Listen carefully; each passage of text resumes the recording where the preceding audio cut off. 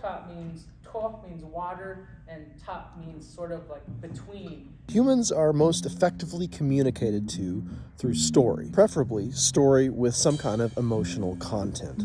The first stories may have gone something like, "Don't go over there, there's a fucking cougar that will eat your ass." Or, "Hey, there's something over here that we can kill and eat." These types of stories carry a lot of weight because we don't want to be eaten and we want to eat. Fast forward 2 to 3 million years, and we're still telling stories in relation to not being eaten and eating. Oftentimes, the stories that we are telling are unconsciously playing out in our minds. For instance, a story like Jaws, the movie Jaws, the book Jaws, comes up, and it's a story about a creature in the sea that wants to eat us. We don't even realize that it's a bigger story that's being played out, that this is a picture of our subconscious. For many, many generations now, we have been communicating to one another in symbolic language. Scientists really aren't even sure if it was symbolic languages that developed our brain or if it was our brain that developed symbolic language. That's one of those which came first, the chicken or the egg type of deals. We used to wonder, is it nature or nurture that determines the whole thing of who we are? And then we realized it's both. And not only is it both, there's an and also. Both of those and something else. Einstein said that science without religion is lame. And that's how we come to understand ourselves at the end of our rational expansion, when we realize, logic is silly. Also, by the way, there's no such thing as objectivity. Objectivity is a falsehood that was created by this mind that we call the rational mind or the logical mind. Think about it for a minute. How could a subjective experience create an objective observation? Well, there's a whole bunch of us, and we're all making the same observation, so we know that it's objective. So you're telling me that many subjective observations make the objective. Okay. Logic is silly. It's not that it's not useful. It's not that it can't help us. It is a part of our mind, is a part of our being, but it is not sufficient. Sufficient for what? It is not a whole mind. It is not sufficient for wholeness. And what this comes to, if-then thinking, any logical system that we create has severe limitations.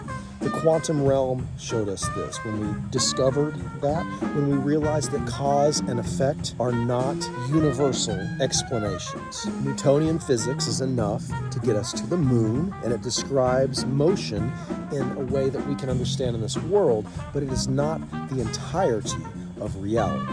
There is a development or a transmutation on this time circle. I want to say a linear time circle.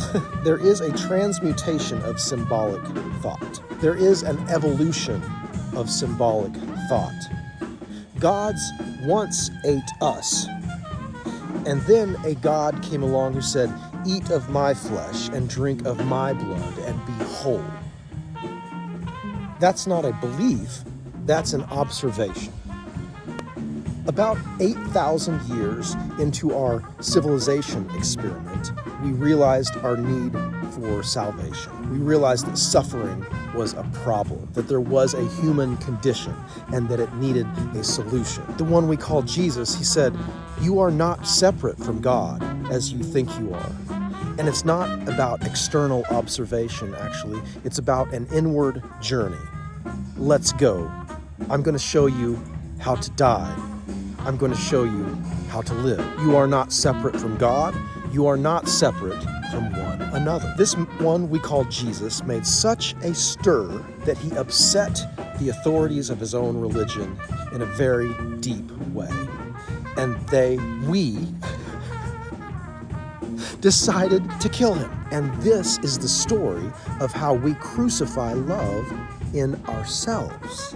Do you see? In every story that we tell, we can see only ourselves. So until we realize that we are Judas, that I am Judas, that I must understand that conflict, that I will betray with a kiss, until I understand that I am the one who drove the nails into the hand of the Christ, then I do not truly understand the problem. Also, I must understand that I am that crucified Christ.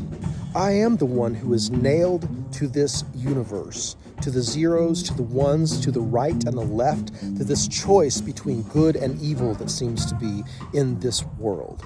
Now we understand the limitations of the dual nature. There is a tree of life, and that is the tree of unity, yoga, union. There is a seed that goes in the ground.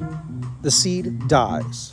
It puts roots down into the soil, which begin to draw nutrients from the death, the rot, the decay, that which killed us. Branches go up, leaves begin to photosynthesize, turning light, which is both wave and particle, into sugar, energy. Sugar is the manifestation of energy, or the transmutation of light energy, wave and particle. It travels so fast it's hard to eat it. So we learn how to turn it into sugar. And when I say we, I mean the one consciousness. Yes? This is how it's so helpful to understand ourselves as part of the tree of life in this physical realm, as Charles Darwin showed us. We did weird things. We created Darwinism as we created Christianity. You see how our storytelling has gone so far beyond, don't go over there, you're going to get eaten. Come over here, we're going to eat something. Yet at the core, we're still trying to understand. We're still trying to understand trauma, death, right?